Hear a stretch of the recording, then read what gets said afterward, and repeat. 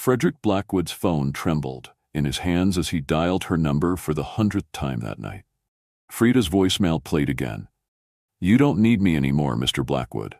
It's time to say goodbye." His breath shattered as her next words destroyed him. "I'm sorry." The billionaire tech mogul, who commanded boardrooms worth $2.8 billion, couldn't command his housekeeper to answer one call. His penthouse felt cavernous without her gentle presence.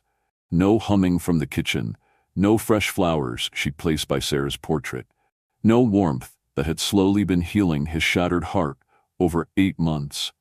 He'd called exactly 99 times since finding her resignation letter on his desk that morning. The letter that said nothing and everything. "Thank you for your kindness. I must go." But her voicemail revealed the truth he'd been too afraid to face. Frederick stared at his phone screen, showing Freda mobile, and pressed call one more time, knowing she wouldn't answer, needing to hear her voice anyway. This time, something different happened. The call connected. "Mr. Blackwood?" Her voice was thick with tears. "Freda." His voice cracked on her name. "Where are you? I can't. I shouldn't have answered. But you did. Tell me where you are." A long pause. Hospital sounds in the background. "My grandmother is dying." The line went dead. Frederick didn't waste a second.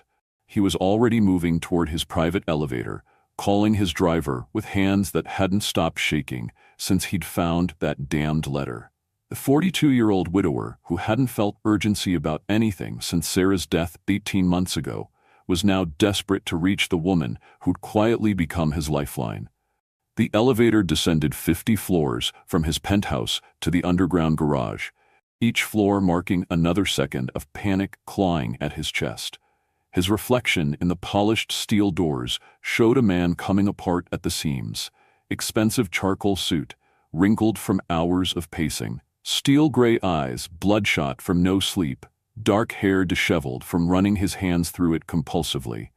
Frederick Blackwood, the man who never showed weakness, looked completely undone. His phone buzzed as the elevator reached the garage. Samuel, his driver for the past 7 years, was already waiting with the sleek black Mercedes, engine running. "Mercy General Hospital." Frederick barked as he threw himself into the back seat. "And Samuel? Drive like our lives depend on it. ... "Yes, sir," Samuel replied, pulling out of the garage with practiced efficiency. But through the rearview mirror, his concerned eyes studied his employer. In 7 years, he'd never seen Mr. Blackwood like this. Desperate, frantic, human. As they raced through Seattle's midnight streets, Frederick's phone rang again. Betty. His 16-year-old daughter's name on the screen made his heart constrict even tighter. "Dad, where's Frida?" Betty's voice carried that particular teenage anxiety that meant she was more worried than she wanted to admit. "I came home from Sarah's sleepover and the house feels wrong, empty, scary empty." Frederick closed his eyes, remembering how the mansion had felt when he'd walked in that evening. Before Frida, the house had been a mausoleum, beautiful, expensive, and utterly lifeless. Sarah's death had drained all warmth from those rooms, leaving behind only echoes and regrets. But Frida had changed that. Slowly, carefully, she'd brought life back into their home. Fresh flowers by Sarah's portrait, never replacing the photo but honoring it. The scent of real cooking instead of catered meals. Soft humming from whatever room she was cleaning. The sound of genuine laughter when she helped Betty with homework or convinced Frederick to eat something besides coffee and whiskey. "She didn't really quit, did she?" Betty continued. And now there was fear beneath the worry. "Because if she did, I'm never speaking to you again.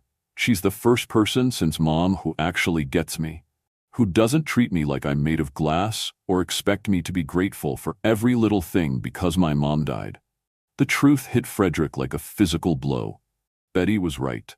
After Sarah's death, his daughter had withdrawn into herself. Barely speaking, barely eating, barely existing. The grief counselors had helped some, but it was Frida who'd coaxed Betty back to life. Helping with homework without judgment, listening to teenage dramas with genuine interest, teaching her to cook recipes passed down from her own grandmother, making Betty feel like a whole person again, instead of just half of what she used to be. "I'm going to find her, sweetheart," Frederick promised, though he had no idea how he was going to fix this disaster. You better, Betty said fiercely. I love her, Dad. We both do. And if you let her disappear because you're too scared to admit it, I will never forgive you. The line went dead, leaving Frederick alone with the truth his daughter had just spoken. Yes, they both loved her, and he'd been too much of a coward to admit it until she was gone. Mercy General Hospital loomed ahead like a beacon of harsh fluorescent light against the midnight darkness. The emergency room entrance blazed with activity, ambulances, medical staff, people in various states of crisis and hope. Frederick was out of the car before Samuel had fully stopped, his Italian leather shoes echoing against the concrete as he ran toward the sliding glass doors. The information desk was staffed by a middle-aged black woman, with kind but tired eyes and graying hair pulled back in a neat bun. Her name tag read, Gloria Martinez, patient advocate. She looked up as Frederick approached, taking in his expensive suit, his desperate expression, the way his hands clenched and unclenched at his sides. I need to find Freda Washington, Frederick said, trying to control his breathing and failing. Her grandmother is a patient here, Mrs. Baptiste. Gloria's expression shifted subtly as she studied him more carefully. Sir, visiting hours ended 3 hours ago.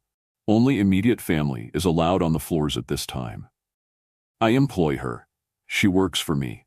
The words felt wrong the moment they left his mouth, inadequate, and somehow insulting to everything Freda had become to his family. Gloria's demeanor cooled noticeably. Then you're not family, are you? You're her boss. The dismissal triggered something primal in Frederick, something he'd never felt before. The desperate need to claim someone, to protect someone, to be acknowledged as essential to someone's life. She is my family, he said, his voice carrying more raw emotion than he'd shown since Sarah's funeral. The words echoed in the sterile hospital lobby, like a confession, like a prayer, like a declaration of war against everything that had kept him from saying it sooner. Gloria paused in her typing, her hands stilling on the keyboard as she looked at him with new eyes. 23 years of working in hospitals had taught her to recognize different kinds of desperation. There was the desperation of guilt, of obligation, of duty, and then there was this, the desperation of love, finally acknowledged when it might be too late. Please, Frederick continued, his voice breaking on the word. I know how this looks. Rich man chasing his employee in the middle of the night. But it's not that. It's never been that. She's. He struggled for words that could encompass 8 months of slowly falling in love. 8 months of healing he hadn't even realized was happening. She saved my life. She saved my daughter's life. She made us remember how to be a family again. Gloria studied his face for a long moment, seeing something there that made her expression soften despite her professional boundaries. Room 314, she said quietly. 3rd floor. But sir, she called as he was already heading for the elevators. Be gentle. They've been saying goodbye all night. And whatever's between you and Miss Washington, don't you dare add to that family's pain right now. The elevator ride to the 3rd floor felt like an eternity, suspended in sterile fluorescent light. She'd never looked more beautiful to him. The elderly woman in the bed was clearly dying, her breathing shallow and labored, her dark skin ashen with the particular pallor that comes before the end, machines monitoring vital signs that were obviously failing. But even in her condition, there was something regal about her bearing, something that spoke of a life lived with dignity and purpose. Frederick entered the room quietly, not wanting to startle Freda in her grief. She didn't notice him at first, too lost in her pain to be aware of anything beyond her grandmother's labored breathing. She was whispering something in a voice too low to hear, probably sharing memories or making promises or simply saying goodbye. As she reached across the bed for more tissues from the table on the far side, exhaustion and grief made her movements clumsy. The chair was on wheels, and as she stretched too far, it started to roll away from the bed. She was going to fall. Frederick moved instinctively, his arms sliding around her waist to steady her before she could hit the floor. The touch was electric, sending shockwaves through both of them that had nothing to do with the crisis and everything to do with 8 months of carefully suppressed attraction. She gasped, spinning in his arms until they were chest to chest, his hands still on her waist, hers instinctively gripping his shoulders for balance. Her amber eyes were wide with shock, grief, and something deeper, something that made his heart race in a way it hadn't since Sarah. "You came," she whispered, her voice carrying wonder and disbelief in equal measure. "I'll always come for you," he said, the words surprising them both with their intensity and finality. It was a promise, a vow, a declaration wrapped in 6 simple words that changed everything between them. They stood like that for a moment that felt suspended outside of time, close enough to feel each other's breath, close enough to see every emotion flickering across each other's faces, close enough to cross lines that had been carefully maintained for 8 months. Then Frida seemed to remember where they were, what was happening. She pulled away with visible effort, composing herself with the kind of strength that comes from a lifetime of taking care of others. "You shouldn't be here," she said, but her voice lacked conviction. "This isn't your responsibility." "You are," he said simply, the truth of it ringing in the sterile room like a bell. Her eyes widened at his directness, at the certainty in his voice. "I'm your employee, was your employee. You were never just an employee." The admission hung between them, like a live wire, crackling with possibilities and implications they'd both been too careful to explore. From the bed, a weak voice interrupted their charged moment. "So this is him." They both turned to see that the elderly woman's eyes had opened. Despite her obvious weakness, her gaze was sharp, intelligent, taking in every detail of the scene before her, with the kind of perception that comes from 8 decades of watching people. "This is the man who made my granddaughter cry into her pillow every night for months." Frida flushed deep red, moving quickly to her grandmother's bedside. "Grandmama, please don't." But the old woman wasn't finished, her ancient eyes fixed on Frederick with laser intensity. "You got a name, son." "Cedric Blackwood, ma'am," he said, approaching the bed with the respect due to an elder, his voice gentle despite the emotional storm raging inside him. "Mr. Frederick Blackwood," she repeated, tasting the words like she was evaluating their worth. "The man with the big house and the broken heart. The man who's been walking around dead for 18 months, scaring his little girl and breaking my granddaughter's heart with his stubborn grief." It wasn't a question. Somehow, this dying woman he'd never met could see straight through him to every truth he'd been hiding from himself. "Yes, ma'am," he admitted quietly, because lying to someone on their deathbed seemed like the worst kind of sin. "And my Frida," the grandmother continued, her gaze shifting to her granddaughter with infinite love and gentle exasperation, "she's been trying to bring you back to life without admitting she's fallen in love with you in the process." Again, not a question, just an observation delivered with the kind of clarity that comes from watching 2 people dance around their feelings for months. "She has," Frederick said, his voice rough with emotion as he looked at Freda's mortified expression. "She saved me. She saved my daughter. She saved our whole family without either of us admitting what was really happening." "Then why?" the grandmother asked, with deceptive mildness that didn't fool anyone in the room. "Did she feel like she had to run away?" The question hit like a physical blow, forcing Frederick to confront the ugly truth of his own cowardice. He looked between the 2 women, the dying grandmother who could apparently see into souls, and Freda, who was refusing to meet his eyes. "Because I was too scared to tell her how I felt," he admitted. "Too scared to risk loving someone again. Too scared to admit that she'd become everything to me." Have you ever felt that desperate need to reach someone who's slipping away? Tell me in the comments where you're watching from, and hit subscribe if this story is already breaking your heart. "I went to your apartment," he continued, turning fully toward Freda, desperate to make her understand. "Your landlord said you'd paid through the month, but left in a hurry with just 2 suitcases. I went to your sister Agatha's place. She said you'd called crying, but wouldn't tell her where you were going. I went to the coffee shop where you get those almond croissants Betty loves, thinking maybe you'd stop there for comfort food." He pulled out his phone, showing her the call log. "I called your number every 10 minutes for 12 hours. I drove to every place I could think of that might mean something to you. I even went to the cemetery where your parents are buried, thinking maybe you'd gone there to think." Freda stared at him, shocked by the extent of his search. "You went to my parents' graves? I've been looking for you since 6 this morning when I found your letter," he said. 12 hours of driving around this city like a madman, calling you like some kind of stalker, because I realized something today that I should have realized months ago." "What?" she whispered, though her expression suggested she was afraid of the answer. "I realized that when I woke up this morning and you weren't there, humming in the kitchen while you made coffee, arranging fresh flowers in Sarah's favorite vase, making everything feel—" he struggled for the right word— "alive again. I realize I don't just need you to take care of my house. I need you to take care of me." The grandmother's monitoring equipment beeped faster as she struggled to sit up slightly, her weathered hand reaching toward both of them. "Freda, child, tell this man the truth." "What truth?" Frederick asked, his gray eyes locked on Freda's face with an intensity that made her feel exposed and cherished at the same time. The truth hung in the sterile hospital air like a sword about to fall.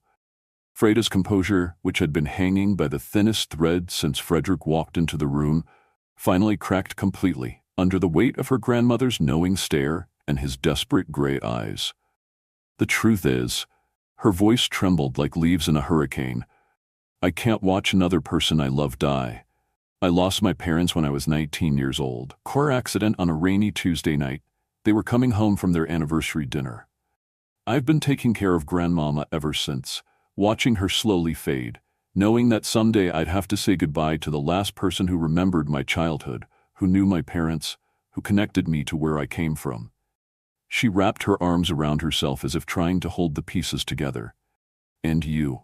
She looked at Frederick with such raw pain that he stepped closer instinctively, drawn by an overwhelming need to comfort her. "You were dying too when I started working for you 8 months ago.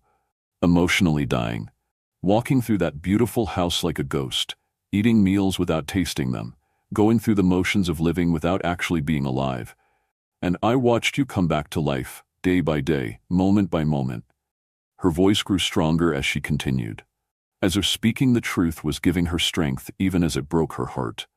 "I watched you start laughing with Betty again, instead of just managing her grief. I watched you start asking about my day, instead of just giving me instructions. I watched you begin eating the meals I cooked, instead of pushing them around your plate like food was just another obligation." From her bed, the grandmother listened with the intensity of someone who understood that these might be among the last conversations she'd ever witness. Her ancient eyes moved between Frederick and Freda, like she was watching the most important tennis match in history.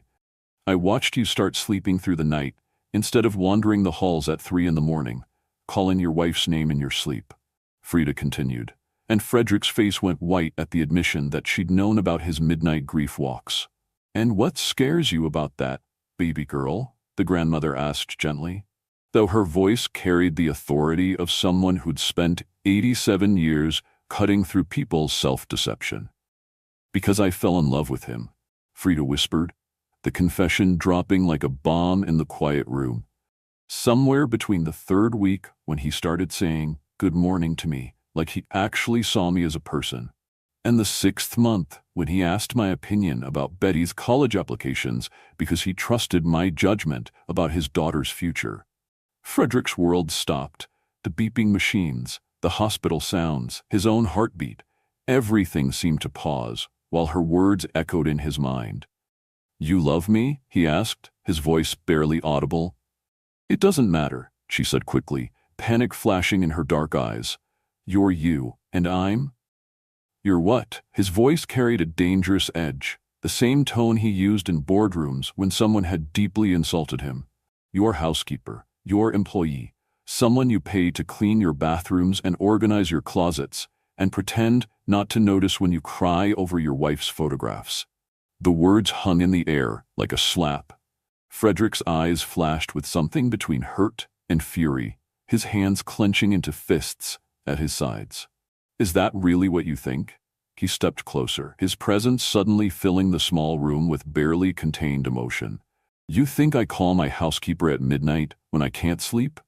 You think I buy specific brands of tea because my employee happens to prefer them? You think I've been learning to cook recipes from your grandmother because I'm bored and need a hobby?" Freda stared at him, something shifting in her expression. "You've been cooking my recipes? Badly. Very badly. Betty has been documenting my failures with photos she threatens to use as blackmail material someday. A ghost of a smile crossed his face, despite the emotional intensity of the moment. I wanted to surprise you. I wanted to show you that I could take care of you the way you've been taking care of us. The grandmother chuckled weakly from her bed, the sound carrying decades of wisdom and gentle amusement. Lord have mercy, you two are thick as bricks. Dr. Isaac Brown chose that precise moment to enter the room, his soft knock doing nothing to diminish the electricity crackling between Frederick and Frida. He was a distinguished older black man with kind eyes behind wire-rimmed glasses and the sort of gentle manner that immediately put families at ease during their worst moments. "I'm sorry to interrupt," he said, taking in the scene with the practiced eye of someone who'd witnessed countless family dramas play out in hospital rooms. "But I need to speak with the family about Mrs. Baptiste's condition." "This is Frederick Blackwood," Frida said quickly, her voice still shaky from her confession. He's family," the grandmother said firmly from her bed, her voice carrying surprising strength for someone whose body was clearly failing. "Sit down, both of you, Dr. Brown. Give it to us straight. I'm 87 years old and I've been preparing for this conversation for the last 5 years. Dr. Brown's expression grew grave as he consulted the chart in his hands. "Mrs. Baptiste, your heart is failing much faster than we anticipated when you were admitted 3 days ago. The medication isn't responding as we'd hoped, and your body is showing signs of systemic shutdown." He paused, choosing his words carefully. "We're talking hours, not days, probably before sunrise."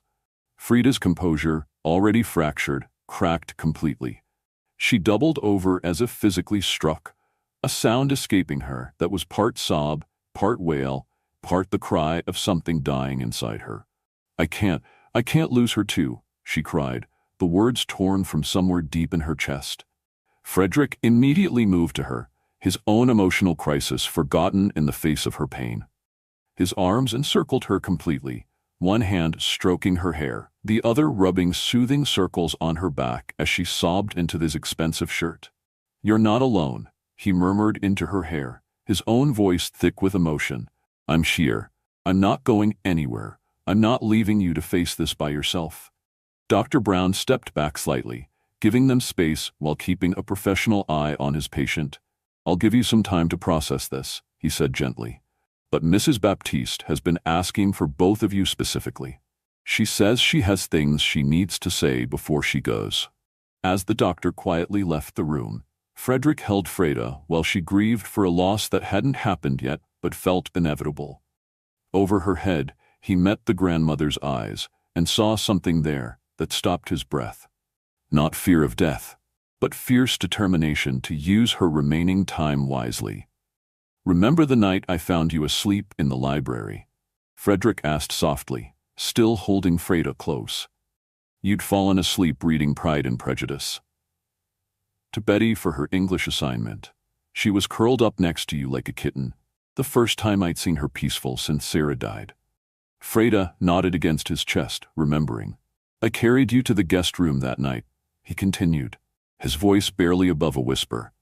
"And I stood in that doorway for 20 minutes, just watching you sleep, thinking how beautiful you looked in my house, how right you looked there, how much I wanted to climb into that bed with you and never leave." "Frederick," she breathed, pulling back to look at him. "Remember the morning you taught me to make pancakes for Betty's birthday? You stood behind me, your hands over mine on the spatula, guiding me through the process, and I thought I might die from wanting to turn around and kiss you." The confession set heat racing through both of them, despite the sterile hospital setting and the weight of impending loss. Even surrounded by grief and medical equipment, the attraction between them was undeniable, elemental. "But I work for you," Frida protested, weakly, though her resistance was crumbling with each admission. "You worked with me," Frederick corrected, his hands gently framing her face, forcing her to look at him. "You were raising my daughter as much as I was. You were healing my heart while I wasn't looking. You were becoming the center of everything, without either of us having the courage to admit it." From her bed, The grandmother watched this exchange with eyes that seemed to see everything. The love, the fear, the desperate need these two people had for each other that they'd been too scared to acknowledge. "Come here, both of you," she said, her voice growing weaker, but more urgent. "I don't have much time left, and there are things you need to know before I go.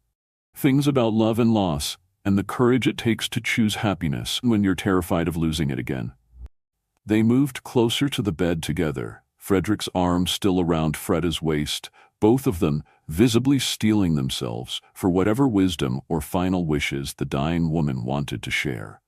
"Frederick, you lost your Sarah," the grandmother began, her weathered hand reaching out to touch his where it rested on the bed rail.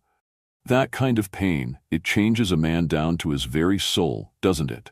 "Yes, ma'am," he admitted, his voice raw with 18 months of suppressed grief. "Makes you afraid to love again, afraid to risk feeling that kind of loss again. Makes you think it's safer to stay half dead inside than to risk being truly alive and vulnerable." He nodded, unable to speak around the tightness in his throat. "And my Freda," the grandmother's gaze shifted to her granddaughter. "She lost her mama and daddy when she was just a baby herself. Been taking care of me ever since, scared to build her own life because she might lose that too. Scared to love, because loving means risking the kind of pain that nearly destroyed her when she was 19. Freda's tears flowed silently as her grandmother spoke truths she'd never admitted even to herself. "You're both running from the same thing, honey children," the old woman continued, her voice gaining strength from some internal reserve of determination. "But when you run from love, you run from life itself. You run from joy, from purpose, from everything that makes surviving the pain worthwhile." The room fell silent except for the steady rhythm of the monitors and the distant sounds of the hospital continuing its never-ending cycle of crisis and healing. Outside the window, Seattle's city lights twinkled like earthbound stars, but inside this small room, 3 people were suspended in a moment that would change everything. "But the practical issues," Freda began weakly. "What practical issues?" the grandmother asked with sudden sharpness that belied her physical condition. "That he has money and you don't? That people will talk? That you're afraid of what others might think when they see you together?" "All of that," Freda admitted in a voice so small it was almost lost among the machine sounds. The grandmother's eyes fixed on Frederick with penetrating intensity. "You willing to give up everything for her, son?" Without a moment's hesitation. "Yes, ma'am. Everything." "Everything? Your company? Your money? Your social standing? All the things that make you important in the world's eyes?" "All of it," he repeated with absolute conviction, his voice gaining strength. "None of it means anything without her. None of it ever meant anything until she made me remember what it felt like to be human again." Freda stared at him in shock, searching his face for any sign that he was saying what he thought she wanted to hear. But there was nothing there except raw honesty and a certainty that took her breath away. "You can't be serious," she whispered. "I've never been more serious about anything in my life." He pulled out his phone, his movements decisive and sure. "Clark, I know it's nearly 4 in the morning, but I need you to prepare papers for a new executive position. Chief Psychology Officer with 25% equity stake and a clear path to equal partnership. No, I haven't lost my mind. Freda Washington will revolutionize how we treat our employees and transform our entire corporate culture." "Frederick, no," Freda gasped, trying to take the phone from him. "You can't." "I can and I will." He covered the phone's mouthpiece, his gray eyes blazing with determination. "You think the problem is that you work for me? Then you don't work for me anymore. You work with me. Leading our company's transformation into something that actually values human beings over profit margins." Clark Morrison's voice was audible through the phone speaker, thick with sleep and confusion.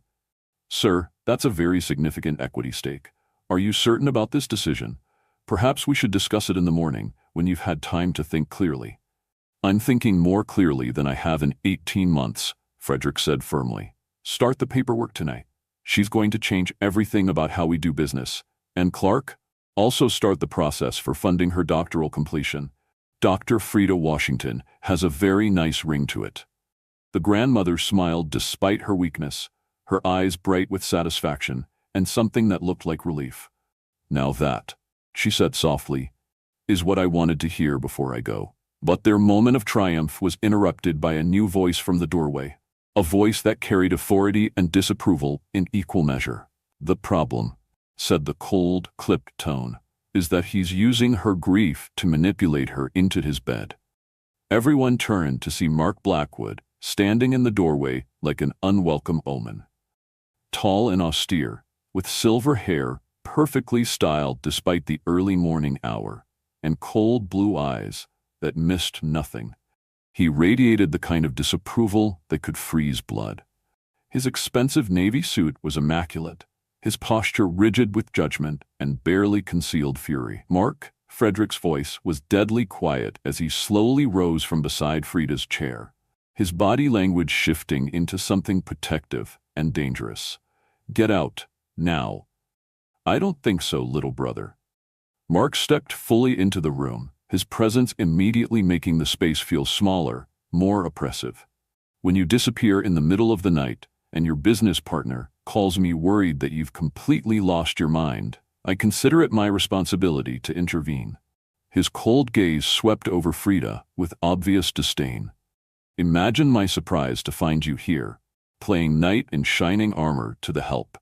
The word help dripped from Mark Blackwood's lips with such venom that Freda visibly recoiled as if she'd been slapped. Frederick's entire body went rigid, his hands slowly clenching into fists as he stepped protectively in front of her. "Call her that again," Frederick said, his voice carrying a lethal quiet that made even the dying grandmother pay attention. "Please, give me a reason to forget we share the same blood." "What else would you call her?" Mark's tone was maddeningly reasonable, as if he were discussing quarterly earnings instead of destroying two people's hearts in front of a dying woman. "She cleans your house for money, Frederick. She scrubs your toilets, washes your dishes, folds your underwear. This isn't some romantic comedy where the billionaire falls for Cinderella." Mark stepped further into the room, his lawyer's training evident in how he commanded space and attention. "You're having a breakdown, and this woman has been taking advantage of your emotional vulnerability for months. It's textbook manipulation, gaining access through your daughter, making herself indispensable, waiting for the right moment to strike." Freda stood slowly from her chair, every movement deliberate and controlled. When she spoke, her voice was steady despite the tears still drying on her cheeks, and there was steel beneath the softness that surprised everyone in the room. "Mr. Mark Blackwood," she said, and even her formal address carried a subtle challenge. "I have a bachelor's degree in psychology from the University of Washington with a 3.9 grade point average. I speak 3 languages fluently. I've published 2 peer-reviewed papers on trauma-informed care in academic journals. I took the position in your brother's household because I needed flexible work while caring for my dying grandmother and saving money for graduate school." She moved closer to Mark, her chin raised with quiet dignity. "I may clean toilets for your brother, but I also helped his daughter process her grief when 3 different therapists failed. I created meal plans that got a grieving widower to start eating again. I researched and implemented organizational systems that increased his home productivity by 40%. I've been functioning as an unpaid family therapist, nutritionist, and life coach for 8 months." The room fell silent except for the steady beeping of medical equipment. Mark stared at Frida as if seeing her for the first time, his perfect composure cracking slightly as he realized she wasn't going to cower under his attack. "So when you call me the help," Frida continued, her voice gaining strength, "you're revealing more about your own prejudices than about my qualifications or worth. And when you suggest I've been manipulating your brother, you're insulting both my integrity and his intelligence." From her hospital bed, the grandmother managed a weak but proud smile. "That's my girl," she whispered. Frederick stared at Frida with something approaching awe. Here she was in the middle of losing her grandmother, defending not just herself, but their relationship with a grace and intelligence that left him speechless. This was the woman he'd fallen in love with, not just beautiful and kind, but fierce and brilliant and unafraid to fight for what mattered. "Are you finished?" Frederick asked his brother, his voice still carrying that dangerous edge. Not even close, Mark replied, though some of his certainty had been shaken by Frida's response. Let's talk about the real issues here, shall we? The company, your reputation, your daughter. He began ticking off points on his manicured fingers, like items on a legal brief. What happens when the society pages get hold of this story? Billionaire tech mogul falls for the Maid. How does that affect Blackwood Industries' stock price? How does it affect your relationships with investors who've trusted you with their money? How does it affect Betty at that expensive private school when her classmates start talking? Frida paled at the mention of Betty, her protective instincts for the teenager immediately overwhelming her own desires. I hadn't thought about Betty, she admitted quietly. The gossip, the whispers at school. Don't, Frederick said firmly, seeing exactly what his brother was doing and moving to stop it. Don't let him plant those seeds in your mind. Don't let him make you afraid of something that hasn't happened and might never happen. ... But Mark had found his opening and pressed his advantage with the ruthless efficiency of a corporate lawyer.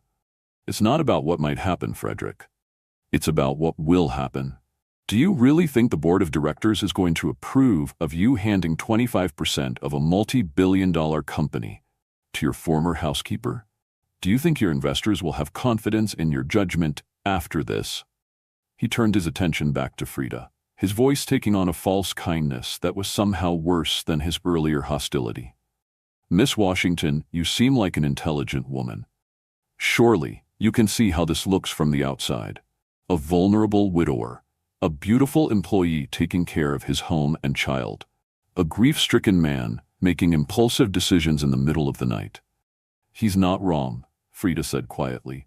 Those protective walls she'd spent 8 months lowering, starting to rise again. Your daughter doesn't need the scandal. Your company doesn't need the distraction.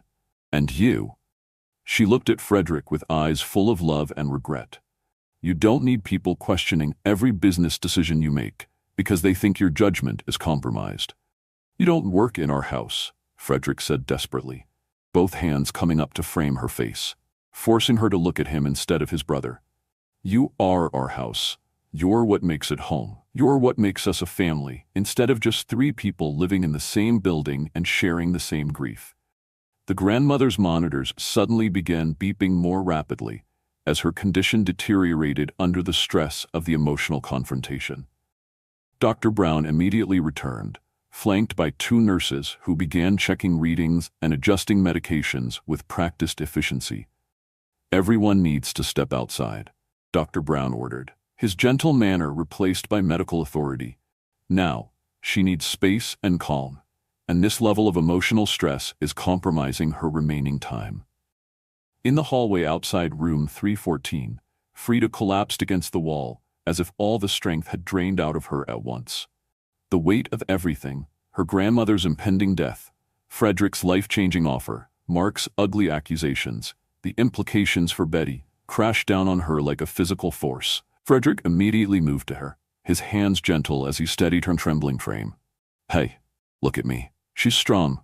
She's been fighting for 87 years. She's not giving up without making sure we understand what she's trying to tell us. What if she doesn't make it through the next hour? Frida's voice broke on the words. What if I lose her tonight and this is how we said goodbye, with fighting and accusations and ugliness instead of love? Then I'll hold you while you grieve, Frederick said, his voice fierce with certainty. I'll help you plan her funeral with all the dignity and honor she deserves. I'll make sure she's remembered as the remarkable woman who raised the most extraordinary granddaughter I've ever known. And I'll love you through every moment of the pain for as long as you'll let me. Mark snorted from where he stood near the nurse's station, his perfect composure fully restored now that he'd had time to regroup. Noble words, brother. Very romantic. But what happens in 6 months when the novelty wears off? When you remember you're Frederick Blackwood, heir to billions, and she's a woman who used to clean your bathrooms for minimum wage. The woman I love, Frederick finished, turning to face his brother with absolute conviction, blazing in his gray eyes. The woman who saved my life when I was drowning in grief. The woman who brought my daughter back from the edge of clinical depression after her mother died. The woman who makes me want to be worthy of the trust she's placed in me. The woman who sees straight through my money and power to the broken man underneath and chooses to love him anyway. Each word hit like a hammer blow, reshaping the very air around them. Even Mark looked shaken by the raw honesty and complete certainty in his brother's voice.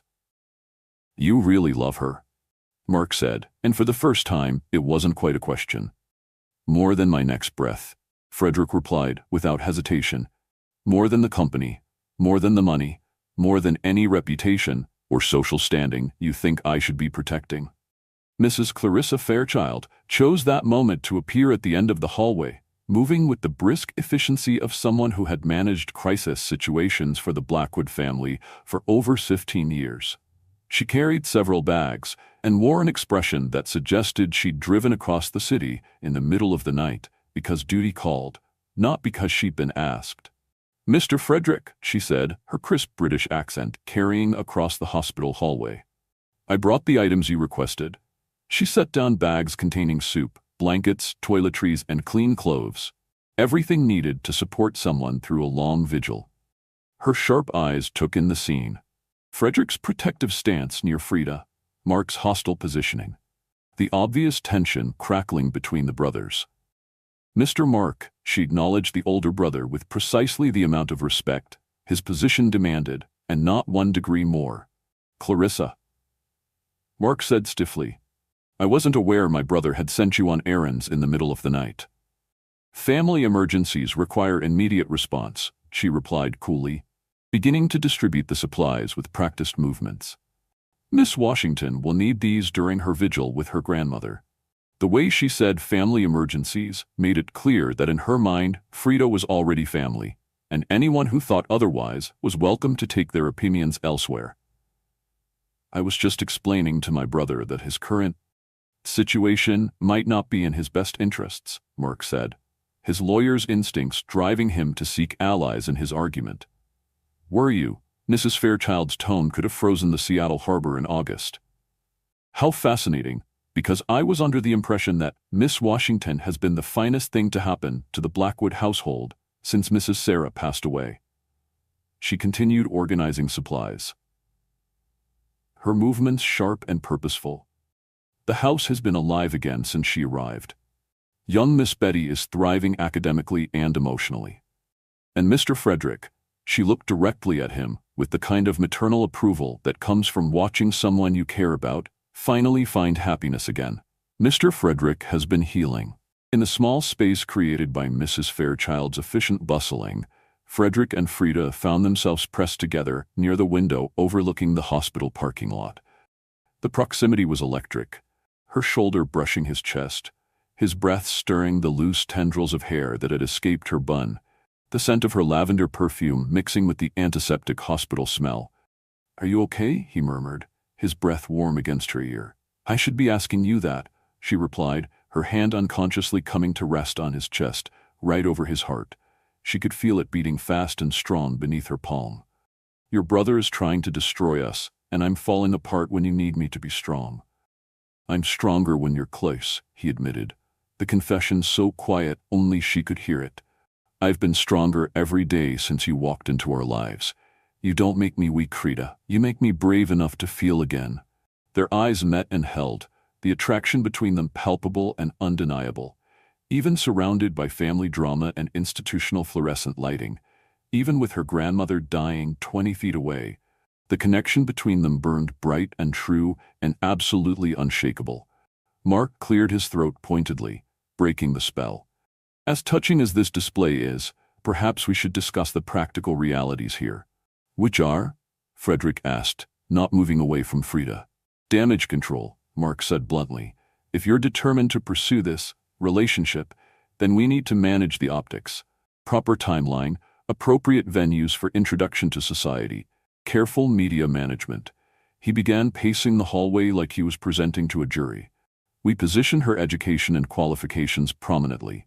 We emphasize her role in Betty's recovery and your family's healing. We make this about two people who found love through shared tragedy, not about a billionaire who lost his mind and promoted his housekeeper to executive status overnight." "You want to manage our love story like a public relations campaign?" Frida asked, her voice carrying a note of disbelief. I want to protect my brother's legacy and his daughter's future, Mark replied. Love is beautiful, Miss Washington, but it doesn't exist in a vacuum. There are consequences to every choice, and those consequences affect more people than just the two of you. Betty Blackwood's voice cut through the tension from the elevator bank, young and clear and absolutely furious. Maybe you should ask me what I think about those consequences, Uncle Mark. Everyone turned to see the 16-year-old striding down the hallway with the kind of righteous anger that only teenagers can muster. She wore pajamas under a hastily thrown-on coat, her long dark hair tangled from sleep, but her eyes blazed with protective fury. Betty, sweetheart, what are you doing here? Frederick asked, immediately moving toward his daughter. Mrs. Fairchild told me where you were when she came to get supplies, Betty said, never taking her eyes off Mark. And it's a good thing, because apparently Uncle Mark thinks he gets to decide what's best for my future without bothering to ask me. She planted herself directly in front of Mark, all 5 feet 4 inches of teenage indignation, facing down a man who'd intimidated corporate executives for 30 years. You want to know what affects my future, Uncle Mark? Having a father who was slowly dying of sadness until Frida saved his life. Having a house that felt like a tomb until she made it feel like home again. Going to bed every night wondering if Dad was going to be okay, or if the grief was going to win and I was going to lose him too. Her voice cracked slightly, but she pushed forward with the fearless honesty of youth. Frida didn't just clean our house. She cleaned up the mess we'd become after Mom died. She taught me how to cook so I could take care of Dad when he forgot to eat. She helped me with homework when he was too lost in his own pain to focus. She listened to me cry about missing Mom without trying to fix it or make it better. She just let me be sad without making me feel guilty about it. Betty turned to include Frida in her fierce gaze. And she made Dad laugh again. Really laugh, not just the fake smile he put on for my benefit. She made him start caring about things again. His business, his health, his life. Me. Betty, Frida whispered, tears streaming down her face at the teenager's passionate defense. No, you need to hear this, Betty said firmly. Both of you need to hear this. Uncle Mark, if Dad marrying Frida ruins my reputation at school, then those aren't people I want to be friends with anyway. And Dad. She looked at her father with eyes that seemed far too old for her 16 years. If you let fear or Uncle Mark's stupid concerns keep you from marrying the woman who saved our family, I will never forgive you. Never. The hallway fell silent, except for the distant sounds of the hospital's nighttime operations. Mark stared at his niece as if seeing her for the first time, clearly shaken by her articulate and passionate defense of the relationship he'd been trying to destroy. Dr. Brown emerged from room 314, his expression grave but not entirely hopeless. She's asking for all of you, he said quietly. Her condition has stabilized temporarily, but, he hesitated, choosing his words carefully. She's very weak. If there are things that need to be said, now would be the time. Betty immediately moved to Frida's side, taking her hand with the natural affection that had developed between them over 8 months of shared meals and homework sessions and quiet conversations about grief and healing. Come on, Betty said gently. Grandmama wants to see her family. As they prepared to enter the room together, Frederick, Frida, Betty, and even a subdued Mark, Frida realized that somewhere in the chaos of the past few hours, something fundamental had shifted. They weren't just individuals anymore, brought together by employment and circumstance. They were a family, choosing each other despite the complications and consequences, ready to face whatever came next together. The grandmother's eyes were bright with satisfaction when they approached her bed. Now this, she said weakly, looks like a proper family. Took you long enough to figure it out. They gathered around the hospital bed like pilgrims approaching a shrine, each of them understanding that they were about to witness something sacred. The grandmother's weathered hands reached out, gesturing for Frederick and Frida to come closer, while Betty positioned herself at the foot of the bed, and even Mark stepped forward with uncharacteristic humility. I'm dying tonight, the old woman said with the matter-of-fact certainty that comes from 8 decades of life and the particular clarity that often arrives in final hours. No, child, She continued as Freda started to protest. Don't argue with a dying woman. I can feel it in my bones, in my heart, in a way the world looks a little brighter around the edges. The good Lord is calling me home, and I'm ready to go. Her ancient eyes moved between Frederick and Freda with laser focus. But before I do, I need to make sure you two stop being fools about the gift you've been given. Grandmama, Freda's voice broke on the word. Hush now, baby girl. Listen to what I need to tell you. She gestured for them to lean closer, her voice growing stronger despite her body's obvious weakness. I've been watching you two dance around each other for months, through Freda's stories and tears and late-night phone calls when she thought I was sleeping. She squeezed their joined hands with surprising strength. Two broken hearts, too scared to trust again, too proud to admit what everyone else can see clear as day. Her gaze fixed on Frederick with penetrating intensity. Son, you lost your Sarah. That kind of pain, it changes a man down to his very soul, doesn't it? Makes you think that loving again means betraying her memory. Makes you think that happiness is somehow disloyal to grief. Yes, ma'am, Frederick admitted, his voice barely above a whisper. I felt guilty every time Freda made me smile. Like I was forgetting Sarah. Like I was moving on too fast. And that guilt made you push away the very person who was healing you, the grandmother observed with the sharp insight of someone who'd spent a lifetime watching people struggle with love and loss. Made you afraid to admit that your heart was big enough to hold both grief for Sarah and love for Freda. She turned to her granddaughter, her expression softening with infinite love and gentle exasperation. And my Freda, she lost her mama and daddy when she was just 19 years old. Car accident on a rainy night. Gone in an instant, without even getting to say goodbye. Freda's tears flowed silently as her grandmother spoke truths she buried so deep she'd almost forgotten them herself. Been taking care of me ever since, the old woman continued. Scared to build her own life because she might lose that too. Scared to love because loving means risking the kind of pain that nearly destroyed her when she was barely grown.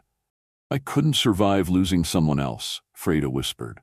I couldn't watch another person I love slip away and still be able to function afterward. So you ran, the grandmother said gently. Both of you. Running from the same thing in different directions, when what you should have been doing was running toward each other. The room fell silent, except for the steady rhythm of the monitors and the distant sounds of the hospital's nighttime operations. Outside the window, the first hints of dawn were beginning to touch the Seattle skyline, painting the horizon in shades of gold and pink. But love isn't something to run from, honey children, the grandmother continued, her voice gaining strength from some internal reserve of determination. It's something to run toward, even when it scares you, especially when it scares you. She looked directly at Mark, who had been standing silently near the door, clearly struggling with everything he'd witnessed. And you, young man, with all your practical concerns and social considerations, let me tell you something about love that your law books never taught you. Mark stepped closer, drawn despite himself by the authority in her failing voice. Love doesn't diminish when it's shared, she said, fixing him with a stare that seemed to see straight through his expensive suit to the man underneath. It multiplies, it spreads, it becomes something bigger than any one person could contain. Her breathing grew more labored, but she pushed forward with fierce determination. This love between your brother and my granddaughter, it's not going to hurt your family's reputation. It's going to transform it. It's going to change how people think about what matters, about what real success looks like. But the practical issues, Mark began. What practical issues? The grandmother asked with sudden fire that made everyone in the room pay attention. That he has money and she doesn't? Money is just paper, son. That people will talk. People always talk, especially when they see something beautiful they don't understand. That some investors may question his judgment.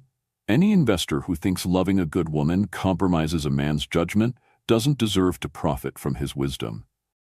Her eyes moved back to Frederick, pinning him with that penetrating stare. You willing to give up everything for her, son? And I mean everything, not just saying the words, but living them when it gets hard. Yes, ma'am, Frederick said without hesitation. Everything. The company, the money, the social standing. All of it. All of it? She pressed. Even if it means starting over from nothing? Even if it means Betty grows up with less privilege? Even if it means swallowing your pride and proving yourself all over again? All of it, he repeated with absolute conviction. None of those things ever made me happy. None of them ever made me feel like my life had meaning. She does. Being the man she believes I can be does. Frida stared at him in wonder, searching his face for any sign of doubt or hesitation. But there was nothing there except raw honesty and a certainty that took her breath away. You can't be serious, she whispered. I've never been more serious about anything in my life. He pulled out his phone again, his movements decisive and sure. Clark? Yes, it's me again. I need you to prepare additional papers. I want to establish the Frida Washington Foundation with an initial endowment of $50 million, focused on trauma-informed care and grief counseling. No, this isn't a tax write-off. This is about changing lives, and I want Frida to have complete autonomy over its operations. Frederick, no, Frida gasped, trying to take the phone from him. You can't just give away $50 million. I can and I will. He covered the phone's mouthpiece, his gray eyes blazing with an intensity that made her heart race. You think this is about money? This is about building something together that honors every person we've lost and helps every person we can save. Clark Morrison's voice crackled through the speaker, now wide awake and clearly typing rapidly. Sir, I need to remind you that this level of financial commitment requires board approval for fiduciary responsibility. Then call an emergency board meeting for this afternoon, Frederick said firmly. I'll present the proposal myself. And Clark, if any board member has concerns about my judgment, they're welcome to tender their resignation. Betty whooped with excitement from her position at the foot of the bed. Dad, this is amazing. Frida's going to change the world. But Mark stepped forward, his face pale with shock and something that might have been fear. Frederick, you can't be serious. $50 million? Emergency board meetings? You're talking about restructuring a multi-billion-dollar company in the middle of the night, based on an emotional decision made in a hospital room. I'm talking about finally making decisions based on what matters instead of what's safe, Frederick replied. I'm talking about using our resources to actually help people instead of just accumulating more resources. The grandmother smiled despite her obvious pain, her eyes bright with satisfaction. Now that, she said softly, is what real wealth looks like. Not money in banks, but love in action. But their moment of triumph was interrupted by the arrival of Agatha Baptiste, Frida's younger sister, who appeared in the doorway looking harried and emotional. At 28, she shared Frida's warm brown skin and intelligent eyes, but where Frida carried herself with quiet strength, Agatha radiated an energy that seemed barely contained. I'm sorry I'm late, Agatha said, rushing to the bedside. The flight from Portland was delayed, and then I couldn't find parking and... She stopped mid-sentence as she took in the scene, her sister's tear-stained face, the handsome white man holding Frida's hand, the teenager who was obviously his daughter, and the older man who radiated expensive authority. Agatha, Frida said, this is Frederick Blackwood and his daughter Betty, and his brother Mark. This is my sister. Agatha's eyes widened as she made the connection. This is him? The one you've been crying about for weeks? The one who made you so scared of your own feelings that you quit your job and ran away? Agatha, please, Frida said, embarrassed. No, I'm glad she's here, the grandmother said firmly. Family should witness family business. Come here, child. Your grandmother has things to say. Agatha moved to the opposite side of the bed from Frederick and Frida, her eyes still darting between them with obvious curiosity and concern. I have one more gift for my granddaughters, the old woman said, her voice growing weaker but more urgent. Something I've been saving for the right moment. She gestured toward the small table beside her bed. Agatha, in my purse, there's a small blue velvet box. Bring it here. Agatha found the box and placed it in her grandmother's trembling hands. Inside was a ring that made everyone in the room catch their breath. A vintage engagement ring with a perfect round diamond surrounded by smaller stones. Clearly an antique of significant value and even greater sentimental worth. This ring belonged to my grandmother, the old woman said, her voice thick with emotion and memory. She wore it for 62 years of marriage. My mother wore it for 45 years. I wore it for 43 years before your grandfather passed. She looked directly at Frederick, her ancient eyes clear and commanding. 4 generations of love, son. 4 generations of women who chose partnership over fear, who built lives based on mutual respect and shared dreams. Ma'am, I couldn't possibly, Frederick began. You can and you will, she said firmly. This ring has been waiting for the right man to give it to the right woman at the right moment. Frida deserves a proposal that honors the love this ring represents. She placed the box in Frederick's hands with ceremonial gravity. But not here. Not in this sterile place surrounded by machines and sadness. She deserves beauty and hope and the promise of life, not the shadow of death. Grandmama, Frida whispered, overwhelmed by the magnitude of the gesture. Promise me, the old woman said, her voice growing fainter but more intense. Promise me you'll propose to her properly. Promise me you'll build a life together that honors both your losses and celebrates all your possibilities. I promise, Frederick said solemnly, his voice carrying the weight of a sacred vow. And Frida, the grandmother's eyes fixed on her granddaughter with infinite love and fierce determination. Promise me you'll say yes. Promise me you'll stop running from the best thing that's ever happened to you. Promise me you'll be brave enough to choose love, even though it might hurt. I promise, Grandmama, Frida sobbed. I promise to be brave. The monitors began beeping more radically as the old woman's heart struggled with the effort of her final blessings. Dr. Brown appeared in the doorway, assessing the situation with professional concern. Her heart is working very hard, he said quietly. The emotional stress, while positive, is taking a toll on her remaining strength. How long? Agatha asked, her voice breaking. Hours, Dr. Brown replied gently. Maybe less. But she seems determined to say everything she needs to say. The grandmother's eyes fluttered closed for a moment, then opened with renewed focus. Mark, she called softly. He stepped closer, clearly uncomfortable, but unable to ignore the summons from a dying woman. You love your brother, she observed. And it wasn't a question. Of course, Mark replied stiffly. Then stop trying to protect him from happiness, she said with gentle but implacable authority.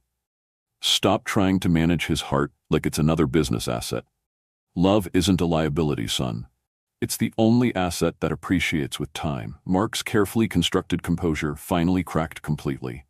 I don't want him to get hurt again. After Sarah died, he was so broken. For months, I wasn't sure he was going to survive the grief. I can't watch him go through that again. So you'd rather watch him survive without really living? The grandmother asked.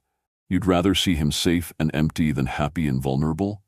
Mark struggled with words, his legal training failing him in the face of such direct emotional confrontation. I don't know how to protect someone from love. You don't, Betty said firmly from her position at the foot of the bed. You don't protect people from love, Uncle Mark. You protect their right to choose it. A 16-year-old looked around the room at all the adults who were supposed to have figured out life already. Mom died when I was 14. I know what loss feels like. I know how scary it is to love someone when you know they might leave. But you know what's scarier? Not loving them at all. Not having the memories. Not having the time you do get to have. She looked directly at her uncle with the fearless honesty of youth. Dad didn't get enough time with Mom, but he got some. And that some was better than nothing would have been. That some made me possible. That some taught him how to love me, and now how to love Freda. The room fell silent as everyone absorbed the wisdom coming from the youngest person present. Even Mark looked shaken by his niece's articulate defense of love over safety. Smart girl, the grandmother whispered approvingly. Reminds me of someone I used to know at that age. Her eyes found Freda's face. Someone who was brave enough to love a scared young man and patient enough to wait for him to love her back. Tell me about him, Freda said softly. Tell me about Granddaddy. The old woman's face lit up with memory and joy, despite her physical weakness. He was so scared when he met me.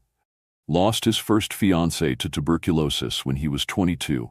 swore he'd never risk his heart again. Took me 2 years of bringing him coffee and listening to his dreams before he worked up the courage to ask me to marry him. She chuckled weakly. Even then, he tried to talk me out of it, said he didn't have much money, said he might not live long enough to make it worth my while, said I deserved better than a man with a broken heart. What did you tell him? Frederick asked, genuinely curious. I told him that broken hearts heal stronger than hearts that never break.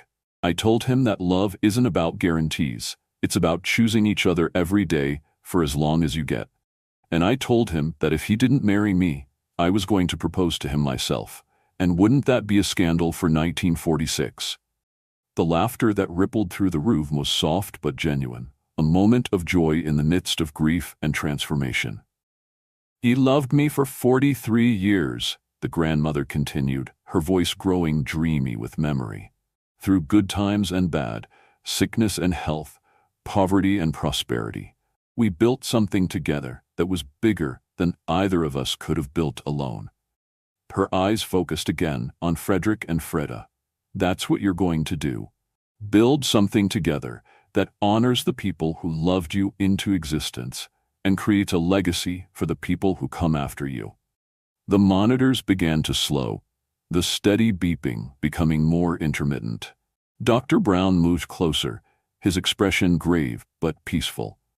Her heart is beginning to fail more rapidly, he said quietly. This is really the time for final goodbyes.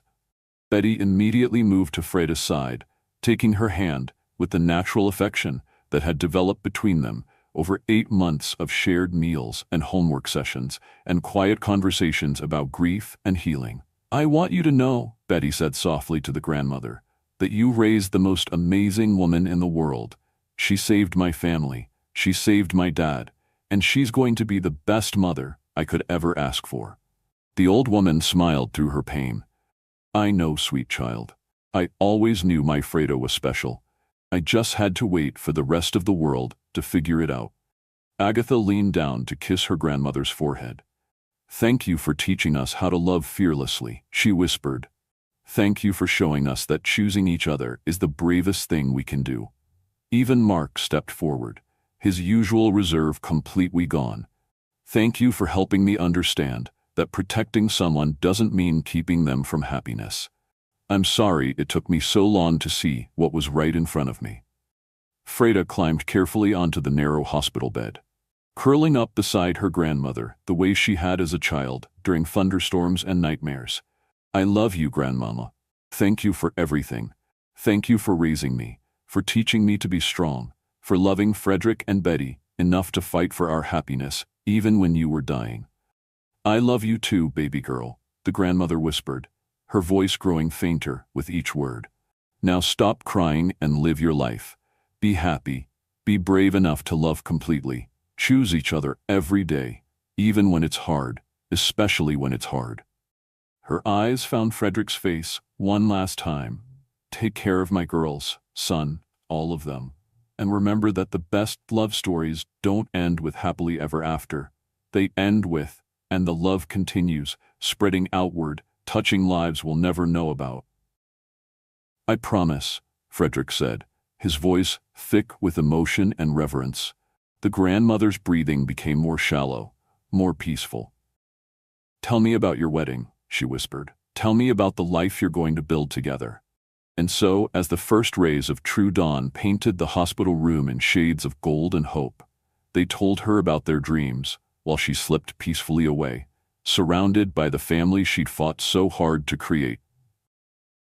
3 weeks later, the transformation was both profound and surprisingly natural, as if the pieces of their new life had been waiting years to fall into place.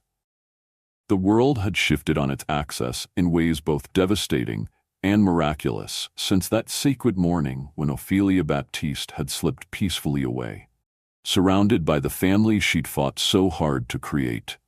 The funeral had been magnificent in its simplicity.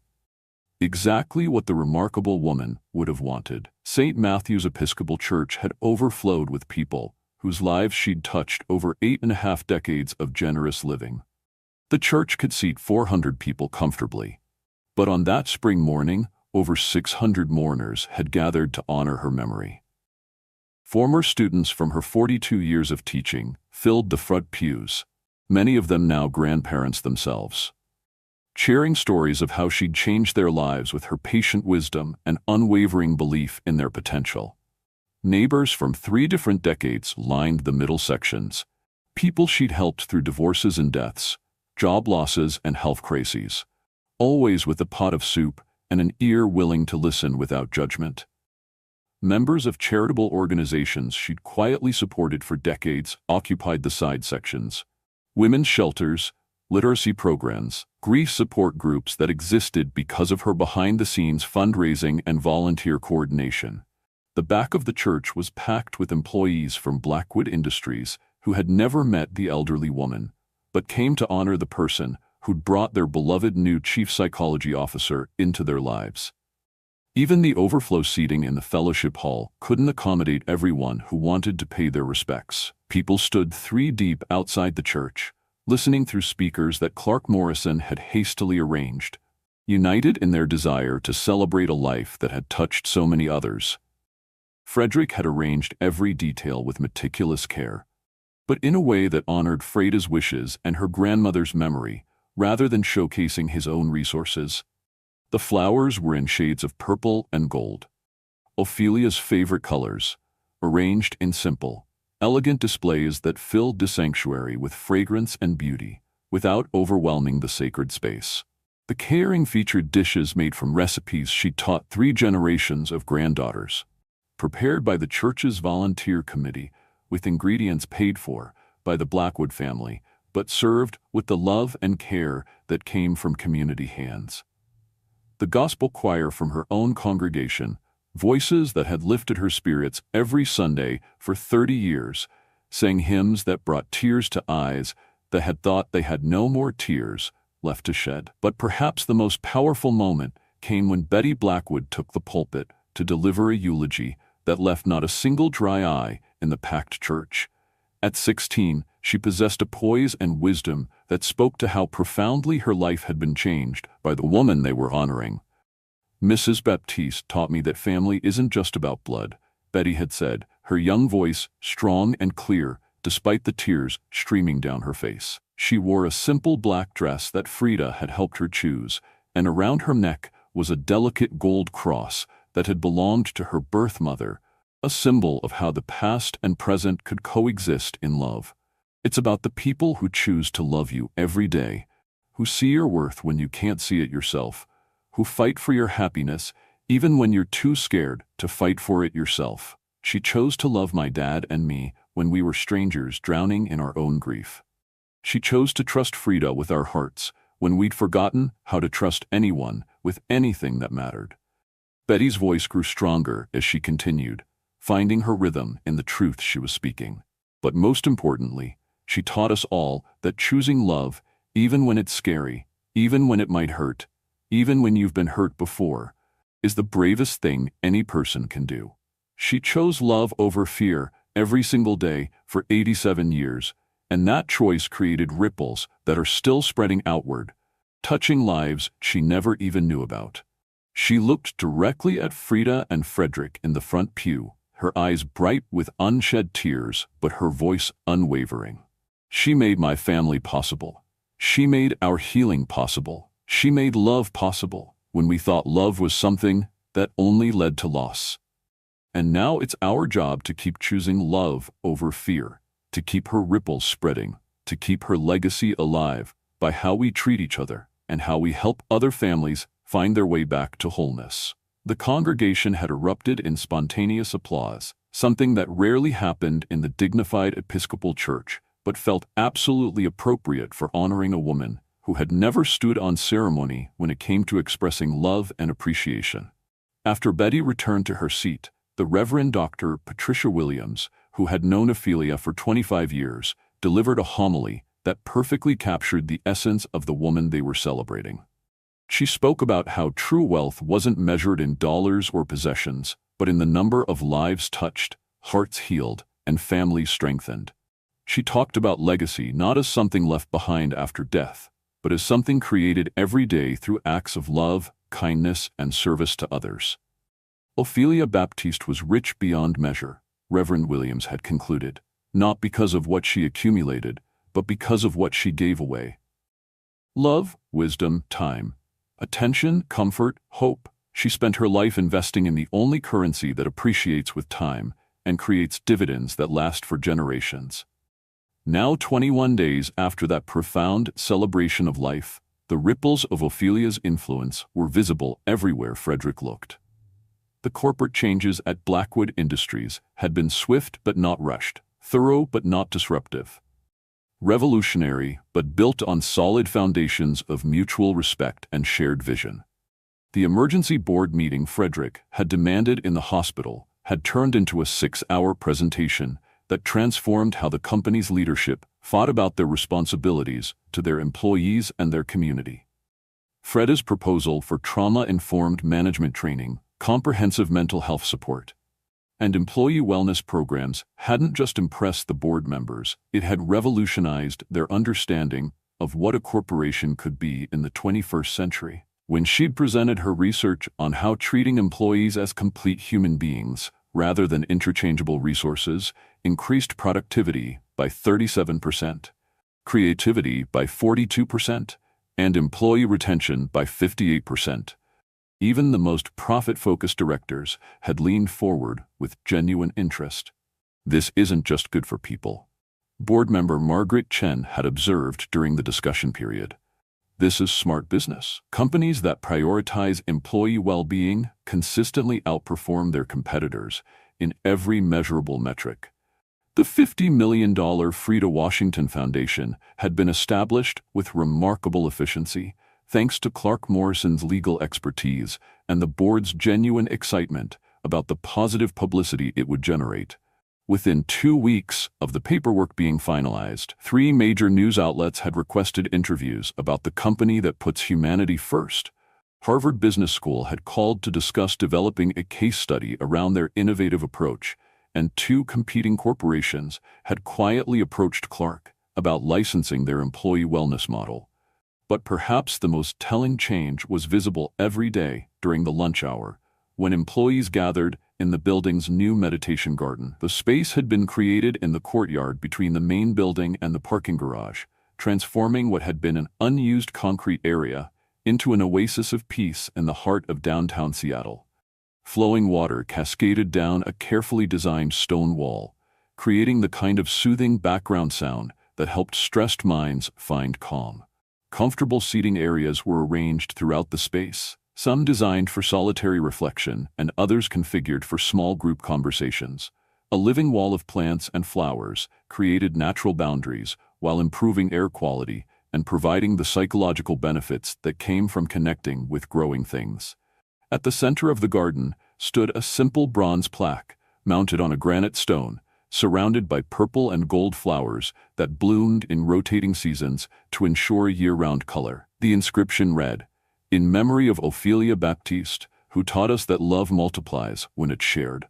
Dedicated by the Blackwood Washington Foundation for Human Dignity." Every morning, Frederick watched from his office window as Freda led the voluntary Mindful Monday meditation session in that garden.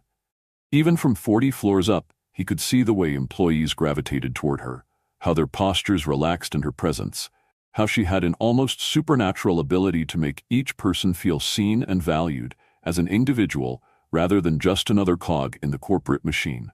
Dr. Freda Washington. The title still sent warmth spreading through his chest every time he thought it. She'd accelerated her doctoral program with the university's enthusiastic blessing, defending her dissertation on implementing trauma-informed care in corporate environments just 7 days after her grandmother's funeral. The degree wasn't honorary. She'd earned every credit hour through years of part-time study, practical research, and now groundbreaking implementation of her theories in a real-world corporate setting.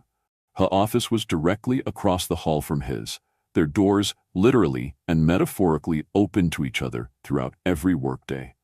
The space had been designed to reflect both her professional authority and her personal warmth. Floor-to-ceiling windows that flooded the room with natural light, comfortable seating areas for the one-on-one counseling sessions she still conducted with employees dealing with grief or trauma, and walls lined with her academic credentials alongside artwork created by children in the Foundation's art therapy programs. The personal changes in their living arrangements had evolved just as naturally as the professional ones. Frida had moved out of the small apartment she'd shared with her grandmother and into the guest wing of the Blackwood mansion, not as an employee, not as a romantic partner in the traditional sense, but as family. Betty had insisted on it with the kind of teenage absolutism that brooked no argument. "She's home," Betty had declared the day after the funeral, standing in the mansion's main hallway with her arms crossed and her chin set in an expression that reminded Frederick powerfully of his late wife Sarah when she'd made up her mind about something. "This is where she belongs, and anyone who thinks there's something inappropriate about family living together can fight me." The guest wing had been completely transformed to create a beautiful suite with its own sitting room, bedroom, bathroom, and office space, where Frida could work on Foundation business and continue her research. But more often than not, she ended up in the main kitchen in the evenings, teaching Betty advanced cooking techniques or helping Frederick master the recipes her grandmother had passed down through 4 generations of strong women. Cooking together had become their evening ritual, a way to process the day's challenges while creating something nourishing for their bodies and souls. Betty had become surprisingly skilled at complex dishes, approaching cooking with the same methodical precision she brought to her academic work. Frederick was still learning, but his efforts were improving steadily under Frida's patient instruction. "Grandmama always said that cooking together builds trust," Frida had explained one evening as she guided his hands through the process of kneading bread dough. "You have to pay attention to each other, communicate clearly, work toward a shared goal. It's like a laboratory for relationships." They hadn't talked explicitly about marriage since that sacred morning in the hospital, but the engagement ring rested in its velvet box in Frederick's desk drawer, waiting for the right moment. They were both still processing profound grief, still learning how to blend their lives without losing their individual identities, still figuring out how to build something new while honoring what they'd lost. But every day, in small ways and large ones, they chose each other. Every morning when Frida brought him coffee made exactly the way he liked it. Every afternoon when he cleared his schedule to attend Betty's school events because he knew they mattered to both his daughter and the woman who was becoming her mother. Every evening when they cooked dinner together, sharing stories about their days, planning Foundation initiatives, helping Betty navigate the complexities of junior year academic pressure and college preparation. A community center had been Frida's idea, a way to honor her grandmother's memory while creating something practical and lasting that would serve families dealing with loss and trauma. The old Baptiste house had been completely renovated and expanded, transforming it from a private residence into a comprehensive resource center that could serve dozens of families simultaneously. The main floor now housed group therapy rooms, designed to accommodate everything from intimate grief counseling sessions to larger support group meetings. The kitchen had been expanded into a commercial-grade space, perfect for the cooking therapy programs that combined meal preparation with emotional healing.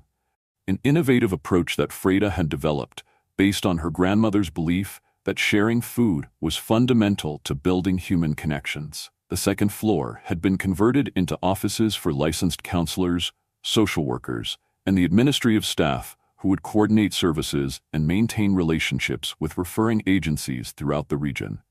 A small library specializing in grief and healing resources occupied what had been the master bedroom, creating a quiet space where people could research their own healing journeys or simply sit with books that understood their pain. The basement had been finished as a children's activity center, recognizing that kids processed loss differently than adults and needed age-appropriate resources and activities. Art therapy supplies, musical instruments, games designed to help children express complex emotions, and comfortable reading nooks created an environment where young people could heal at their own pace. The backyard had been landscaped as a memorial garden where families could plant flowers or trees in honor of loved ones they'd lost. Winding paths connected different areas, designed for reflection, conversation, or simply sitting quietly with grief. A small pavilion provided shelter for outdoor group sessions when weather permitted. The Baptiste Center for Family Healing would officially open next week, offering free services to families navigating loss, trauma, and major life transitions. It would be staffed entirely by licensed professionals and funded through the Frida Washington Foundation, ensuring that no one would ever be turned away because of inability to pay. Agatha Baptiste had accepted the position of executive director, bringing her natural enthusiasm and organizational skills to the challenge of making her grandmother's house a beacon of hope for grieving families. At 28, she shared her older sister's intelligence and compassion. But where Frida was naturally calm and centered, Agatha radiated the kind of infectious energy that could motivate mountains to relocate. We already have 43 families signed up for services starting next week, Agatha had reported during yesterday's planning meeting. The support groups are completely full through the end of the year. The cooking classes have a waiting list, and we've received 17 applications for the scholarship program that provides free counseling to low-income families. The response from the broader community had been overwhelming in the best possible way. Local churches had volunteered to provide meals for support group meetings. The public school district had asked to partner with them on grief counseling for students who'd experienced family losses. 3 other nonprofit organizations had requested collaborative relationships to ensure comprehensive support for families dealing with complex trauma. Most remarkably, donations had begun arriving without any active fundraising efforts. Checks from people who'd attended the funeral, along with notes explaining how Ophelia Baptiste had touched their lives decades earlier. Contributions from former students who credited her with changing their life trajectories. Anonymous gifts that suggested the donor wanted to honor her memory without seeking recognition. Within 3 weeks, the center had received over $200,000 in unsolicited donations, money that would allow them to expand services beyond what the foundation funding alone could support. It was exactly the kind of multiplication effect that Ophelia had predicted, love creating more love, spreading outward in ways that couldn't be controlled or measured, but could certainly be felt. This morning, as Frederick reviewed the latest foundation reports while drinking coffee that Frida had made with her grandmother's special blend of spices, he found himself marveling at how much had changed in such a short time. 3 weeks ago, he'd been a desperate man, making frantic phone calls to a woman who was running from love. Today, he was part of something that was actively making the world better. One healed family at a time. His phone buzzed with a text from Betty, who was already at school but maintaining her role as family communications coordinator. Dad, don't forget that today is the day you finally ask Mom to marry you. I've cleared my schedule for celebration activities. Mrs. Fairchild has prepared romantic backup plans, and Clark has all the legal paperwork ready. Also, I may have told Mom that something special was happening today, so don't make me look like a liar. Love you both. Frederick laughed, remembering his daughter's conversation with him the night before. Betty had cornered him in his study, wearing the expression of someone who'd reached the absolute limit of her patience with adult foolishness. Dad, she'd said, settling into the chair across from his desk, with the authority of someone calling an important business meeting to order. I love you. I love Frida. I love our family. But if you don't propose to her soon, I'm going to propose to her on your behalf, and trust me, that will be much more embarrassing for everyone involved. She'd pulled out her phone and shown him a detailed timeline she'd created. Grandmama Ophelia has been gone for exactly 3 weeks. The mourning period is appropriate but not excessive. The corporate changes are settled. The foundation is operational. The community center is about to open. Mom has gotten used to living in our house and being part of our family. You're both clearly crazy about each other. All the practical obstacles have been removed. Betty had leaned forward with the intensity of someone making a closing argument to a jury. The only thing left is your fear, Dad. And I get that you're scared. I really do. After losing Mom, being afraid of loving someone again makes perfect sense. But you know what Grandmama Ophelia would say about that. What would she say? He'd asked, genuinely curious. She'd say that fear is just love that hasn't found its courage yet. She'd say that the risk of losing someone you love is always worth it, because the alternative is never having loved them at all.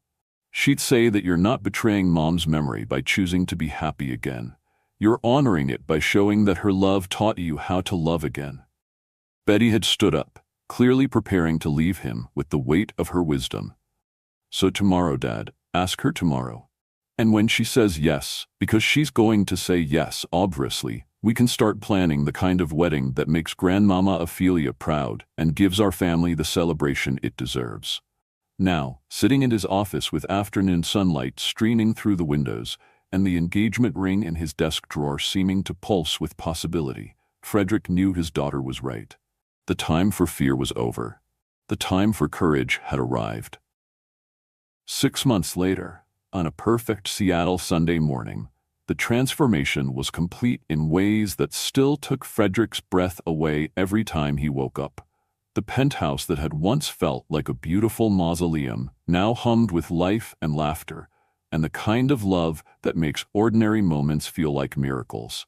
Sunlight streamed through windows that Frida had convinced him to leave uncovered, filling every room with warmth and possibility instead of the carefully controlled shadows he'd hidden behind for 18 months after Sarah's death.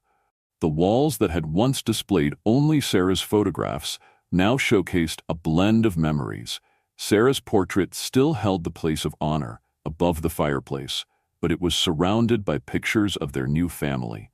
Betty's graduation photos, Frida receiving her doctorate, the three of them at the community center's grand opening, candid shots of them cooking together in the kitchen that had become the heart of their home. The Blackwood Industries building now displayed new signage that told the story of their transformation.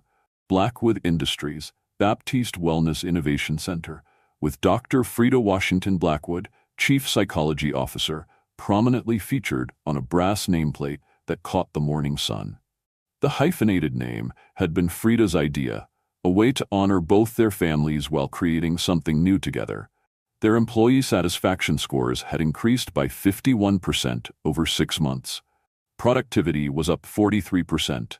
Most remarkably, staff turnover had dropped to less than 2% annually, making them the most sought-after employer in the Pacific Northwest. 3 major corporations had signed licensing deals to implement their wellness model, and Harvard Business School had published a case study that was already being used in graduate programs across the country. But perhaps the most meaningful change was visible every morning during Betty's favorite ritual, family breakfast preparation in the kitchen that had once been Frida's workplace and was now the center of their shared life. This morning, like every Sunday morning for the past 3 months since their quiet wedding ceremony, Frederick found himself watching Frida with the kind of wonder that comes from still not quite believing that someone so extraordinary had chosen to build a life with him.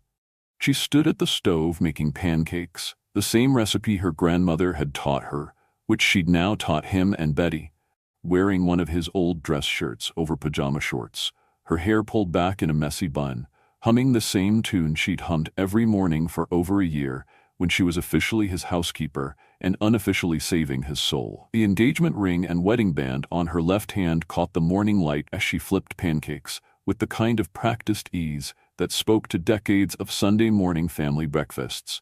Next to her grandmother's antique wedding ring, the new rings looked like they'd been designed as a set across generations, which in a sense, they had been. Betty sat at the kitchen island, officially doing homework, but actually coordinating the family's increasingly complex social calendar with the efficiency of a professional event planner.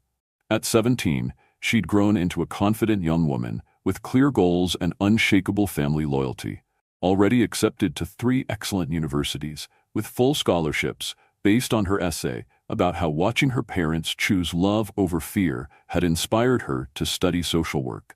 "Dad, don't forget that we have foundation board meeting tomorrow at 10, Betty said without looking up from her laptop. "And the community center is hosting that grief counseling workshop for teenagers on Wednesday that I'm helping facilitate. And Aunt Agatha wants to know if we can do family dinner Thursday because she has news about the expansion grant." The Baptiste Center for Family Healing had exceeded every expectation in its first 6 months of operation. They'd served over 200 families, maintained waiting lists for every program they offered, and received enough donations to fund a second location in Tacoma. Agatha had proven to be a natural administrator, running the center with a combination of efficiency and warmth that would have made her grandmother proud. "What kind of news?" Freda asked, glancing up from the pancakes with the kind of alert interest that made everyone in her orbit feel heard and valued. "The good kind, from what I could tell," Betty replied with a grin. She was practically vibrating with excitement when she called yesterday. "I think the state might be funding 5 more centers using our model."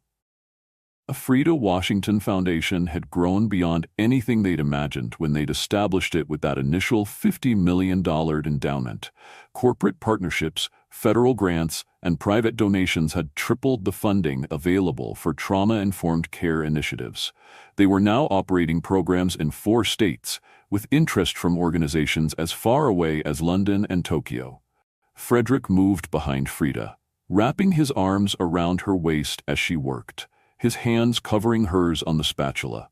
It was the same gesture they'd shared that first morning when she taught him to make pancakes, but now it carried the weight of promises kept and a future built together, one careful, loving choice at a time. "What are you thinking about?" Freda asked, leaning back against his chest, the question that had become their morning ritual.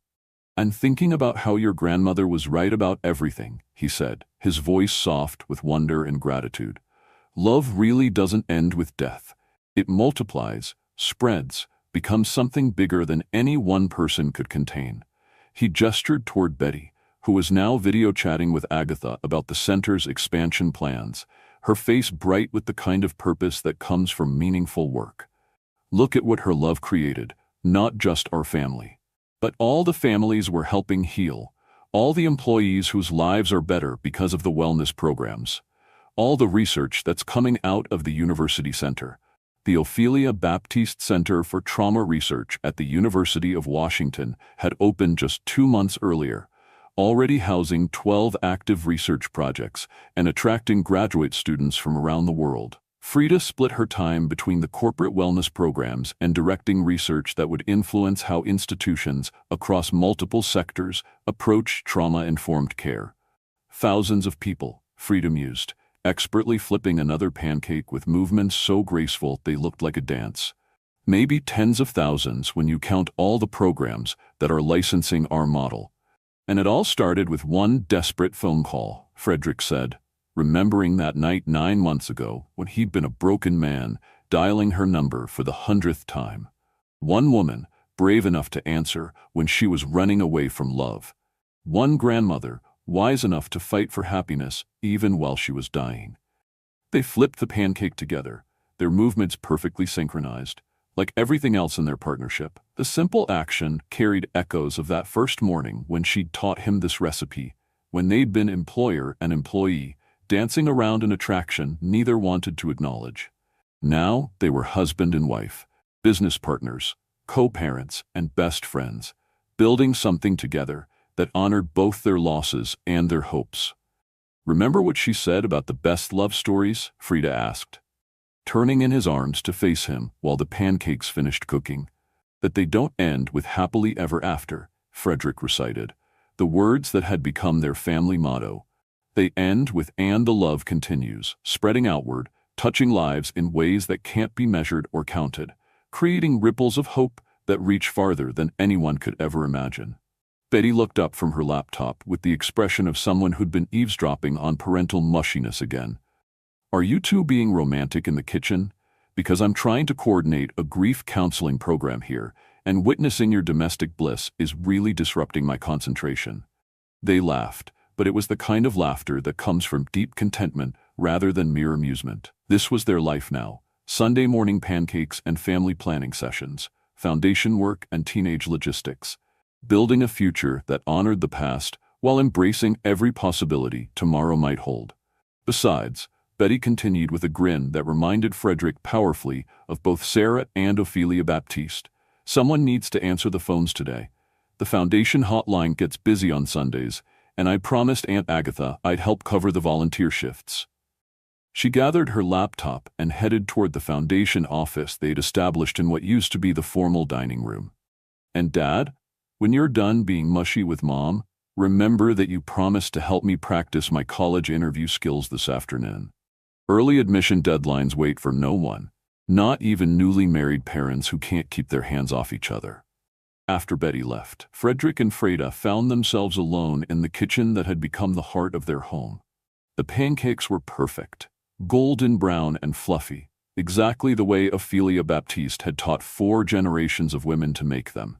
The coffee was strong and fragrant, brewed with the special blend of spices that connected them to traditions passed down through decades of Sunday morning family breakfasts.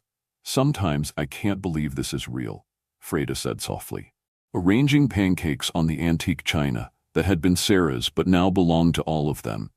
9 months ago, I was a woman so afraid of loss that I was willing to give up love entirely. Today, I'm surrounded by more love than I ever thought possible. Sometimes I feel guilty about how happy we are," Frederick admitted, carrying coffee cups to the breakfast nook where they'd shared hundreds of meals and conversations and quiet moments over the past months. "Like somehow being this content dishonors Sarah's memory or your grandmother's sacrifice." "You know what Grandmama would say about that," Freda replied, settling beside him with the kind of natural grace that made even ordinary moments feel like celebrations. "She'd say that grief and joy aren't opposites, they're partners," Frederick recited, remembering conversations from that sacred night in the hospital. "She'd say that the best way to honor someone's memory is to live so fully that their love keeps creating new love long after they're gone." They ate in comfortable silence for a few minutes, watching Seattle wake up through windows that framed the city like a living painting. The space between them hummed with the kind of contentment that comes from building something meaningful together, from choosing each other every day, from creating a life that reflects their shared values and individual dreams. "I'd have something to tell you," Freda said eventually, her voice carrying a note of excitement mixed with nervousness that made Frederick pay closer attention. "Good something or concerning something?" he asked, though her expression suggested it was definitely good. "The university called yesterday while you were in your board meeting," she said, her smile growing wider with each word. "They want to expand the research center, double the size, triple the funding, create satellite programs in 5 other universities." She took his hands, her rings catching the morning light. "They're offering me the chance to direct a national network of trauma research centers. It would mean traveling more, longer hours, probably relocating the headquarters to a larger facility." "That's incredible," Frederick said, though he was already calculating what it would mean for their family dynamics and shared responsibilities. "What did you tell them?" "I told them I needed to discuss it with my partner," she said, emphasizing the word that had become their touchstone. "Because we don't make major decisions independently anymore. We build our future together, or we don't build it at all." The conversation that followed was exactly the kind of partnership negotiation that had become natural to them over months of learning to blend their ambitions, their responsibilities, and their dreams. They talked through logistics and timelines, family impact and professional opportunities, the ways this expansion could multiply their influence while maintaining the personal connections that made their work meaningful. By the time Betty returned from her volunteer shift, they'd outlined a plan that would allow Freda to accept the university's offer, while Frederick restructured his own responsibilities to provide more family stability and support for the foundation's operations. It was the kind of collaborative decision-making that had become their signature approach to every challenge and opportunity. "So, we're expanding again?" Betty asked, after they'd explained the university's offer and their preliminary response. "We're considering it," Freda replied carefully, "but not unless we can do it in a way that strengthens our family instead of stretching it too thin." "Good," Betty said with the kind of authoritative approval that suggested she'd inherited leadership qualities from multiple generations of strong women. "Because I have college applications to finish, and I refuse to navigate that stress without my full parental support team intact and functioning at optimal levels." She paused in the kitchen doorway, her expression shifting to something more serious and profound. "But also, yes, we should definitely do it. Grandmama Ophelia didn't fight for our happiness just so we could play it safe. She wanted us to build something that would help as many people as possible heal from trauma and loss." "When did you get so wise?" Frederick asked his daughter, marveling at the young woman she'd become. "I learned from watching you two figure out how to choose love over fear every single day," Betty replied simply. It's not actually that complicated once you decide that being brave together is better than being safe apart. After Betty headed upstairs to continue her college preparation, Frederick and Frida cleaned the kitchen together with the kind of synchronized efficiency that comes from months of shared domestic routines. Washing dishes, wiping counters, putting away ingredients. Simple tasks that had become a form of meditation, a way to process the day's experiences while maintaining the foundation of their shared life. Are you ready for whatever comes next? Frida asked as they finished, her question encompassing everything from university expansions to teenage college applications to the 1,000 small choices that would shape their future. I'm ready for anything, as long as we face it together, Frederick replied, pulling her close for the kind of embrace that communicated everything words couldn't capture. They stood in their kitchen, surrounded by the evidence of the life they'd built together.